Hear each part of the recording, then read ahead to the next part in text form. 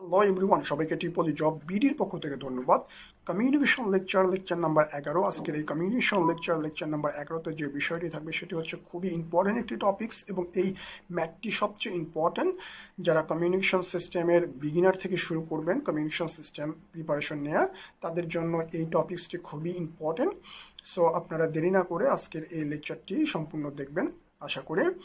এই লেকচারে বিষয়ে প্রথমে বলা হচ্ছে যে এখানে এই ম্যাথটি এরকম যে এখানে একটি স্পেকট্রাম থাকবে, সেটা করতেছে এবং এখানকার সিগন্যালগুলোকে অ্যানালাইসিস করে লাস্টের যে আউটপুট সিগন্যালটা আছে সেটা বের করে দেখাতে হবে। এবং আরেকটা বিষয় লক্ষ্য রাখার, এখানে এই এ পয়েন্টে কীরকম সিগন্যালটা হবে, বি পয়েন্টের সিগন্যালটা কী হবে এবং সি পয়েন্টের সিগন্যালটা কী হবে সেটাও এখানে বের করে দেখাতে হবে। আরেকটা বিষয়, এটা হচ্ছে এখানকার যে কেরিয়ার সিগন্যালটা হচ্ছে 2 cos ওমেগা সি টি, আবার এই অংশের যে ক্যারিয়ার সিগন্যালটা থাকবে সেটা হচ্ছে 2 cos ওমেগা 2t, যেখানে ওমেগা 2টা হচ্ছে কি omega C plus omega M এর যোগফলের সমান। এটা হচ্ছে সাইন ওয়েভ। আর এখানে হচ্ছে আগের মতো লো পাস ফিল্টার না হয়, এখানে হচ্ছে হাই পাস ফিল্টার এবং শেষে হচ্ছে লো পাস ফিল্টার। সো আজকের লেকচারের সলিউশনটা আমরা দেখে আসি। এখানকার প্রথমে কি হবে, এই হচ্ছে এইটার এ নাম্বার সেকশনের আউটপুট, অর্থাৎ এতে আউটপুটটা কেমন হবে, যদি আমাদের ইনপুট যদি দেওয়া থাকে এইটা এবং এর সাথে যদি একটা carrier signal 2 cos omega C t যদি গুণ হয়, সেই ক্ষেত্রে আউটপুটটা কেমন হবে। এখানে 2 দেওয়ার কারণে হচ্ছে কি এখানকার অ্যাম্পলিটিউড আর এখানকার অ্যাম্পলিটিউড সেম থাকবে 1।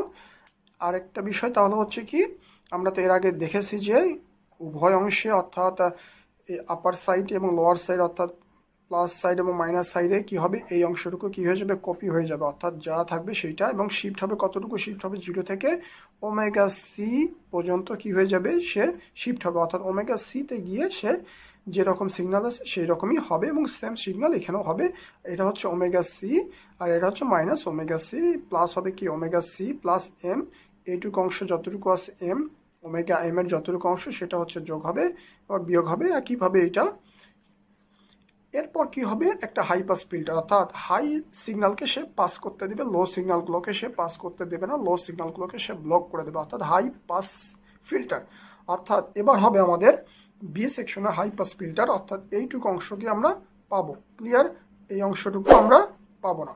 তাহলে বি অংশে কীরকম হবে, বি অংশ হচ্ছে এইরকম, এটা হচ্ছে বি অংশ। তাহলে হাই পাস ফিল্টার এইটুকু অংশ হাই পাচ্ছি আমরা, তাহলে ওমেগা 2, এখানে ওমেগা 2 দেওয়ার কারণ হচ্ছে কি omega M R omega C যোগ করলে হচ্ছে কি ওমেগা 2, তাহলে এইটুকু অংশ থাকবে হচ্ছে হাই পাস ফিল্টারের পর। এরপর আবার কি করা হচ্ছে, আবার এই ক্যারিয়ার সিগন্যাল দ্বারা আবার যে সিগন্যালটা আসতেছে সেটাকে আবার মাল্টিপ্লিকেশন করে দেন সিগন্যালটা কি হবে, সিতে আমাদের বের করতে হবে। তাহলে আমাদের ফাইনাল সি হচ্ছে এইটা।